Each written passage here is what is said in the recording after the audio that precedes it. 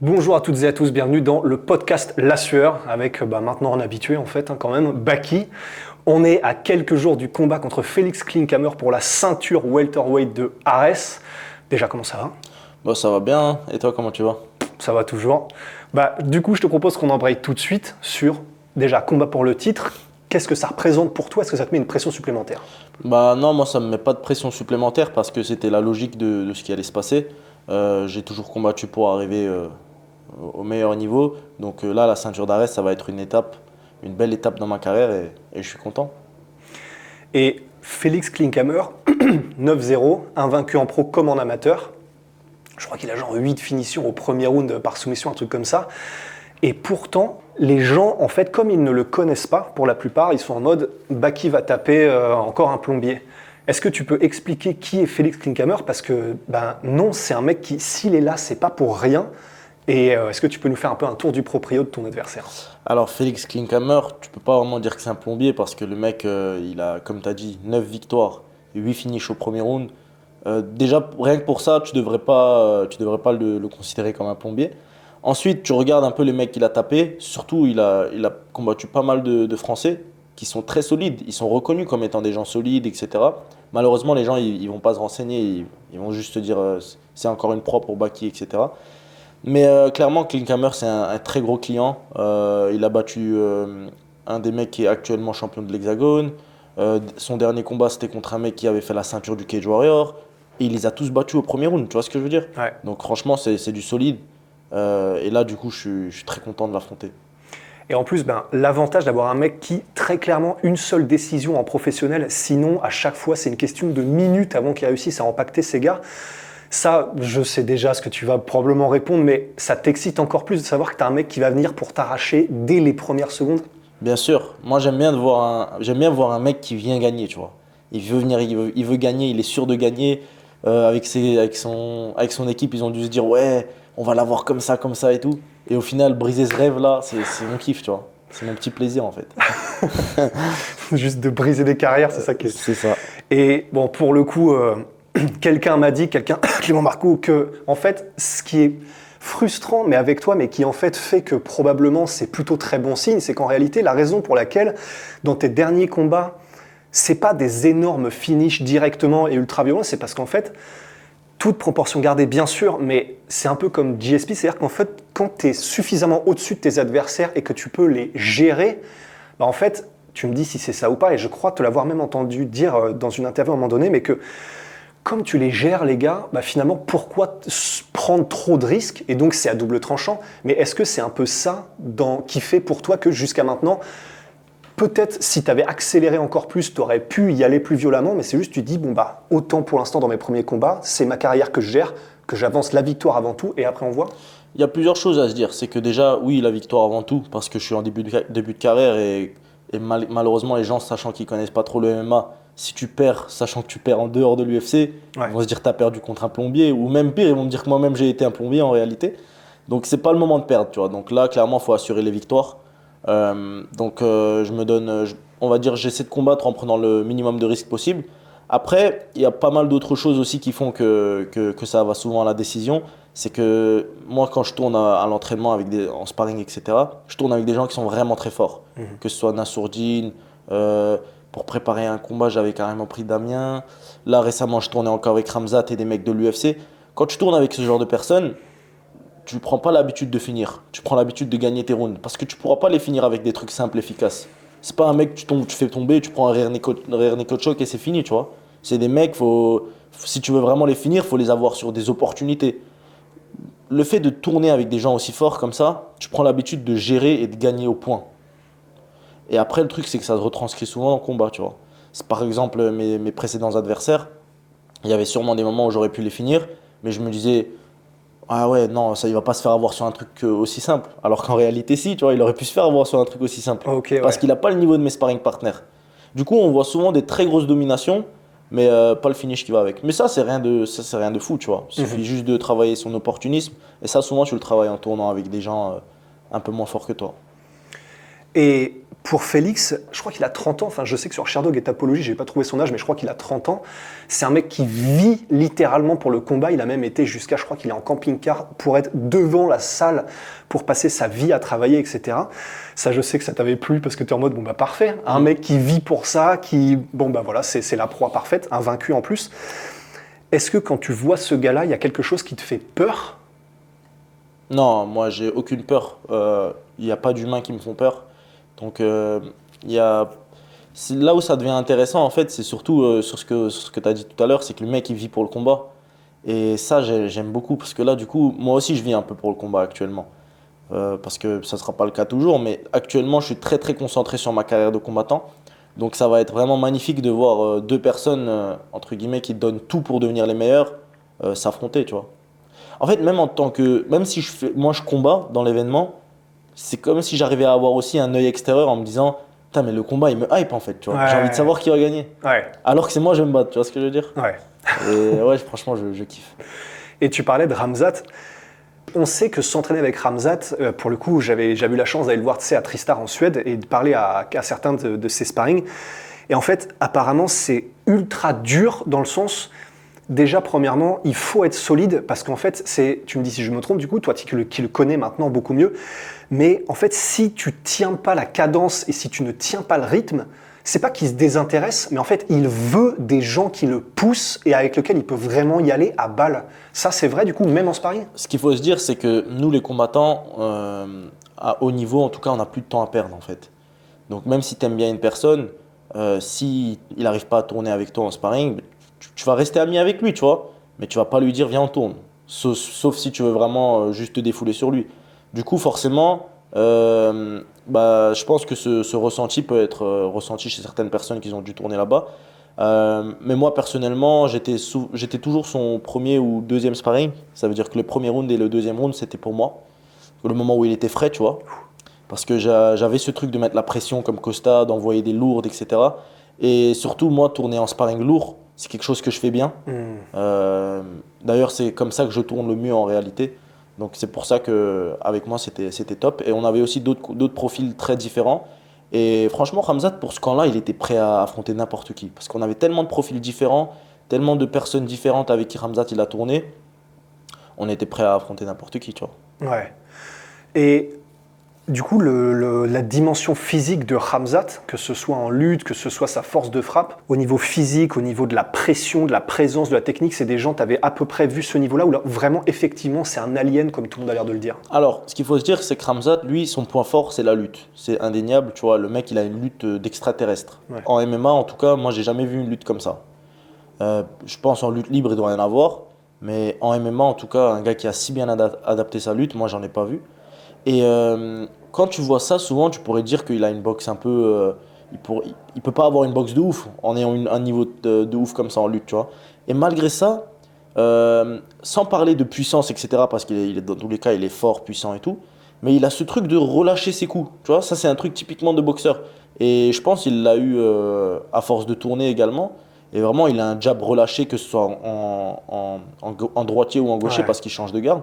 Et il arrive à avoir ses jabs relâchés, ses bras arrière relâchés, ce qui fait que du coup, tu as vraiment une lourde qui t'arrive dans la tête, tu vois, tu le sens bien passer. Ouais. Et ouais, franchement, c'est un super bon combattant.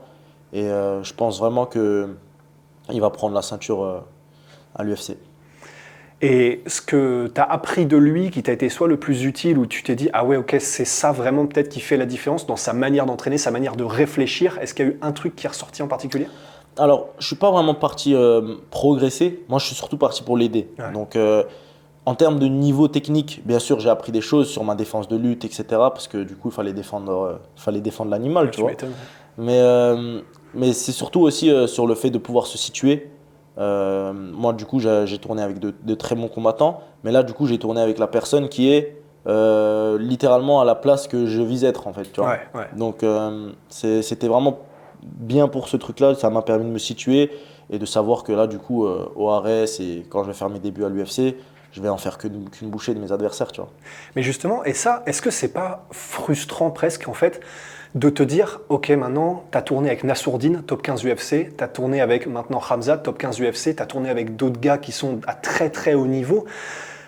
Ben, Félix Klinkhammer, il est ultra chaud, mais il est pas suffisamment connu pour que même les fans un peu en dehors du MMA le connaissent, etc. Est-ce que ça te frustre de te dire, bon, je me suis testé contre des gars qui sont top 15 UFC, je sais où j'en suis, et faudrait que ça aille plus vite? Alors moi je vais te dire un truc, c'est que il y a ce truc de déplacer le curseur, tu vois.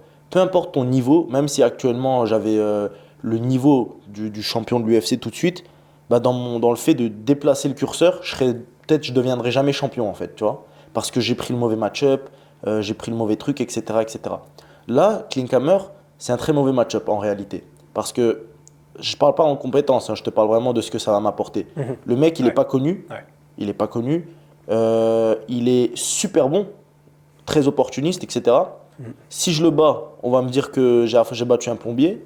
Et si je perds, ils vont me dire que moi-même je suis un plombier, tu vois. Ils vont Ouais. dire qu'un plombier, il a battu un autre plombier et voilà, fin de carrière, tu vois. Donc ça, c'est un peu une situation un peu compliquée. Mais c'est pour ce genre de situation que je fais ce sport. J'aime bien être dans des situations galères. Ça fait partie du truc. Les prochaines situations, elles seront forcément meilleures. Et il y a un truc qui est dommage, c'est que les gens, ils sont un peu dans le délire de se dire que à partir du moment où tu es en dehors de l'UFC, et d'ailleurs, c'est pour ça que c'est pas un bon plan d'affronter des gros tests en dehors de l'UFC, peu importe qui tu tapes en dehors de l'UFC, Ouais. à moins qu'ils soient super connus, ils vont dire que tu as tapé un plombier. Alors que si tu tapais vraiment un plombier à l'UFC, ils vont dire ah bah qui il est chaud, tu vois. Ouais. Alors que le mec c'est un vrai C'est plombier clair. pour le coup, tu vois. Ouais, à 100%. Bon après, je peux pas changer les mentalités. Tu sais, on a des règles de jeu et le but c'est de performer en ayant les règles, tu vois. Ouais. En suivant les règles, Ouais, c'est ça, c'est le game. c'est ça, c'est le game, tu vois. C'est le jeu. Ouais. Et c'est vrai que pour le coup, tu vois, bah, ça fait une transition parfaite. Forcément, du coup, tu dois en entendre parler tout le temps. Ça doit te saouler, je le sais. Doumbé, forcément.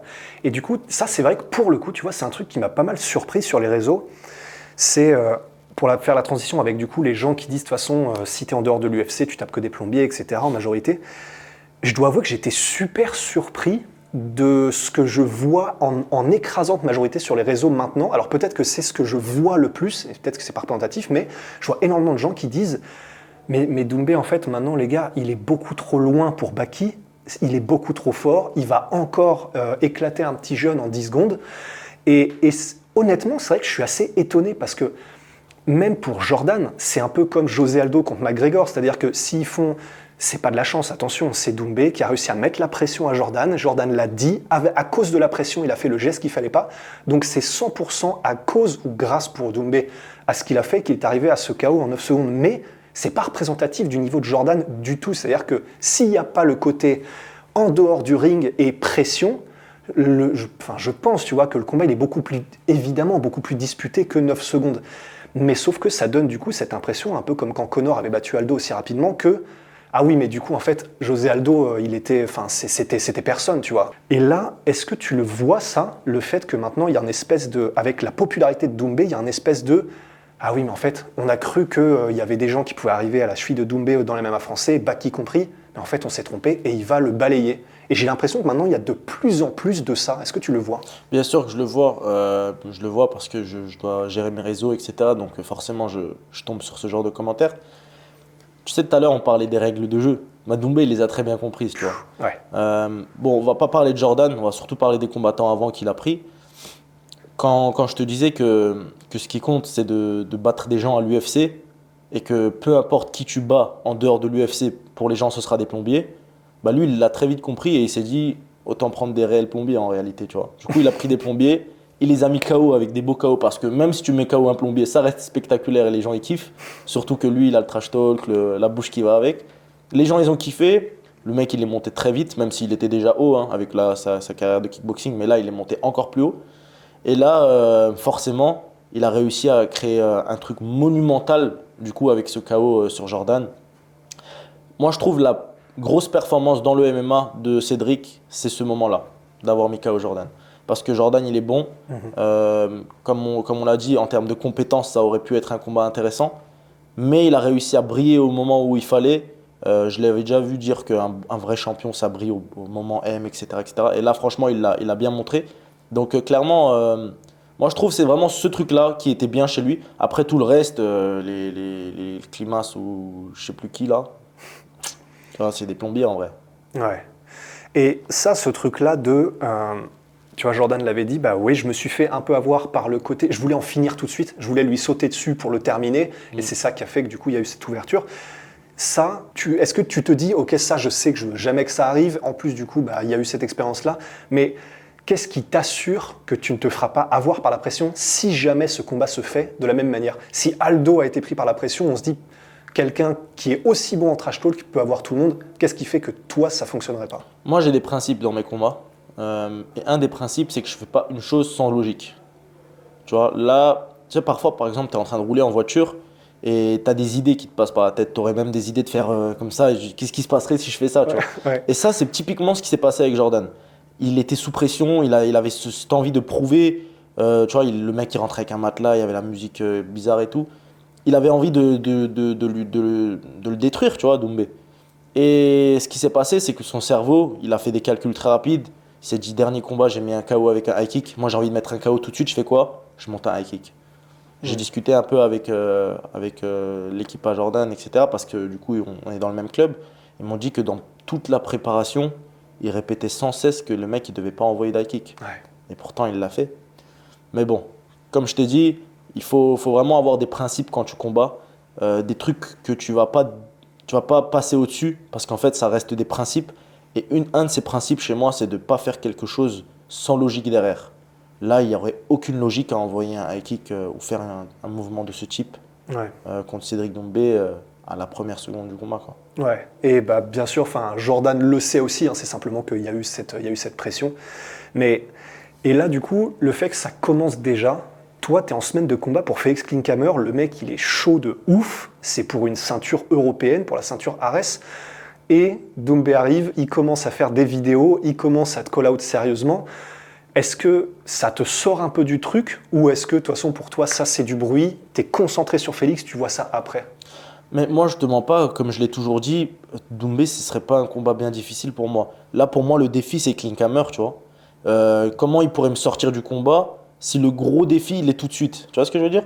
Pour moi, Klinkhammer est beaucoup plus relou à prendre que Cédric Doumbé. Et c'est pour ça que je reste concentré sur ce que j'ai à faire ce vendredi, tu vois. Ouais. Après, non, moi, ça ne m'atteint pas ces provocations, etc. Parce que je suis quelqu'un qui fonctionne étape par étape et aussi qui fonctionne dans le concret. Là, il n'y a rien de concret. Le mec, il a juste parlé. Moi, j'ai mon combat qui est vraiment concret pour le coup. Et moi, je reste concentré sur Klinkhammer, clairement. Ouais. Et donc là, il a demandé au PFL, en tout cas sur les réseaux sociaux, publiquement organiser le combat. Après ce combat-là, toi, du coup, tu as dit que tu étais ouvert. C'est pour un one-shot, un petit peu comme du coup ce qu'avait fait Jordan, c'est-à-dire c'est un combat, tu signes pour un combat. En plus, s'ils allongent un peu de monnaie, comme ça, c'est parfait. Et toi, du coup, tu serais prêt à faire ça. Klinkhammer, ensuite Doumbé au PFL, et ensuite t'en parles plus. Ouais, exactement. Ça glisserait nickel. Nickel. Et est-ce qu'il y a une partie de doute potentiellement dans ton esprit? Parce que tu sais, alors là, attention, on va partir dans des trucs un peu plus abstraits, mais tu vois, il arrive à faire des trucs un petit peu toute proportion gardée, mais on parlait de Conor McGregor, forcément la comparaison elle est là parce que c'est un KO qui est en 10 secondes, etc. Est-ce que ça, le fait que tu dises, putain, Doumbé, il a l'air de faire des trucs où tout lui réussit en fait. Dès qu'il tente un truc, ça prend, ça buzz. En combat, dès qu'il tente un truc, il a une opportunité, il y arrive, ça marche. Est-ce qu'il y a une partie de toi qui te dit, putain, mais est-ce qu'il y a une histoire de destin ou quoi, et c'est un peu le mauvais plan d'aller avec ce mec-là ou quoi, ou là, non, pas du tout. Ce serait donc sa destinée contre ma destinée. Et franchement, ça me hype carrément, tu vois. Mais non, il n'y a pas de délire magique ou je sais pas quoi dans ma tête. C'est clairement du calculé, du mathématique. S'il arrive à rentrer dans la tête de ses adversaires, c'est pour ça qu'il y arrive à finir aussi rapidement et que tout lui réussit. Si un gars il fait son jeu et qu'il arrive, ça marchera pas, ça fonctionnera pas comme ça, tu vois. Si tu as la balle et que tu es au moment de marquer le but, tu dis ah si, et peut-être là je vais rater, bah, tu vas forcément rater. Et c'est ce qui se passe souvent dans ces combats, c'est que les mecs en face ils arrivent et ils se disent putain, en vrai, il a tellement dit il va me mettre premier round de KO. Ça se trouve, la première patate qu'il va me mettre là, je vais tomber KO, tu vois. Et bah, du coup, ils tombent KO, les mecs. Ils se la mangent, tu vois. Ouais. Faut pas avoir des mauvaises pensées parce que ça peut se réaliser, tu vois. Mhm. Bah, pour le coup, c'est Jiří Procházka qui avait fait sa thèse à l'université là-dessus. Et c'est en gros, c'est le fait que quand tu formules toi-même, et on le fait parce qu'on est humain, parce que c'est un réflexe de survie en fait, que de se dire, de voir toutes les probabilités que ça se passe mal, parce que du coup, tu t'y prépares et donc tu fais en sorte que ça n'arrive pas. Mais en gros, en combat, c'est exacerbé de ouf. Et c'est l'entraîneur de Georges Saint-Pierre, Firas Zahabi, qui avait dit en fait, c'est comme quand tu montes dans un avion, en fait, tu peux pas t'empêcher de te dire putain, mais si jamais le réacteur qui est à ma droite crame, en fait, qu'est-ce que je peux faire et machin. Du coup, tu sues, t'es mal, etc. Mais alors que rien ne s'est encore passé. Et du coup, c'est pour ça que Georges Saint-Pierre, et c'est ce que tu as l'air de dire aussi, c'est en mode, de toute façon, c'est des hypothèses négatives, mais en réalité, si tu es froid et calculé et que juste tu te dis ça va être ma compétence contre sa compétence et que j'enlève tout le reste, en fait, finalement, ça te facilite énormément les choses. Bien sûr, bien sûr. Faut pas rentrer dans un délire de se dire il se passe quelque chose, etc. alors qu'il s'est rien passé. C'est comme la souffrance. Il y a des gens, ils souffrent avant même la vraie souffrance, tu vois. Et c'était un philosophe qui disait ça, je sais plus c'est qui. Ouais, mais j'ai déjà entendu aussi. Ouais, mais il expliquait que tu peux souffrir ou souffrir deux fois, tu vois. Souffrir par rapport à la vraie souffrance qui va arriver ou souffrir parce que tu te dis tu vas souffrir, tu vois ce que je veux dire? Alors qu'en vrai, tu n'es même pas sûr que tu vas souffrir au final. Donc déjà, il y a ça. Et ensuite, quand on va parler de pensée dans le combat, il faut absolument pas avoir de pensée perverse, tu vois. Quand tu vas combattre et que tu vas par exemple faire... on va parler d'un seul round. On est dans un round de 5 minutes. Sur ce round-là, si pendant que tu combats, tu te dis, je sais pas, à la deuxième minute, ok, là je l'ai bien touché, maintenant je suis en train de gagner, mes parents ils vont être fiers de moi, je vais ramener la ceinture à la maison. Tu es en train d'avoir des pensées perverses. Pendant que toi, tu es en train de perdre 10 secondes de ces pensées-là, lui, il est en train de se dire, ok, il m'a touché là, donc au prochain moment où il envoie ce coup, je le contre comme ça, boum. Le mec, il a pris 10 secondes d'avance sur toi mentalement, sa stratégie est plus en place que la tienne, et tu es en train de te faire avoir petit à petit, tu vois. Sur 5 rounds, si tu as eu trop de pensées perverses, tu peux avoir perdu 2 à 3 minutes de temps d'analyse par rapport à ton adversaire, tu vois. Au moment où tu combats, tes pensées, elles doivent être exclusivement concentrées sur le combat et l'instant T. Et une de mes dernières questions, mais du coup, et que ce soit pour Doumbé ou pour plus tard en tout cas, comment est-ce que toi tu réagis si c'est dans 2 mois, tu as un combat qui est dans 2 mois, tu sais que toutes les semaines, tu as un gars qui va sortir des vidéos, se moquer de toi, avec tous les angles qu'il va trouver. Comment est-ce que, parce qu'il y a le combat en lui-même, ça c'est encore autre chose et tu l'as dit, mais dans l'avant-combat, comment est-ce que tu réagis à ça? Comment est-ce que tu réagirais à toutes les semaines, tu vas prendre des bastos, tu peux répondre, mais c'est son game et c'est le meilleur dans tout ce qui est les réseaux sociaux, etc. Qu'est-ce qui se passe dans ta tête et comment tu fais? Déjà, moi, je pense que je ne vais pas rentrer dans son jeu de trash talking parce que même si on a l'impression que Jordan est resté silencieux, etc., il est rentré dans son jeu. Quand il a accepté de se faire filmer en recevant le matelas, tout ça, c'est rentré dans le jeu de Cédric Doumbé. Moi, je vais le laisser faire les trucs et abattre ces trucs à la con, tu vois. Il m'envoie un matelas, bah super, il me l'a envoyé, mais personne ne le saura. Il sera obligé de dire, ouais, je lui ai envoyé un matelas, mais il n'y aura pas de vidéo de moi en train de déballer un truc, tu vois. Déjà, il y aura cette partie-là, et surtout le fait de s'en foutre, quoi. En vrai, moi, je m'en fous de ce qu'il raconte, le mec. Ce qu'il va raconter, c'est ce qui va se passer dans la cage le jour J. Et sinon, je ne veux pas non plus être silencieux à ces trash talking, tu vois. J'ai ma communauté, et j'ai envie de montrer que je suis confiant et qu'ils peuvent avoir confiance en moi. Eh ben, je crois qu'on est pas mal. Et puis, voilà. Ce qui est bien, c'est que maintenant, je sais que tu vas pouvoir te mettre... c'est qu'une question d'année peut-être, mais à Warhammer 40 000, on en a parlé, c'est bon, j'ai planté la graine, les gars. Nabil est d'accord avec moi, c'est le meilleur univers du monde, avec peut-être celui de Elder Scrolls. Ouais. Je le place parce qu'il fallait le placer à un moment donné. Ouais. Merci Baki, et merci puis bonne fin de cutting, et puis bon combat pour le titre, et puis voilà, si tout va bien, la victoire. Quoi. Inch'Allah, merci beaucoup. À tout dur.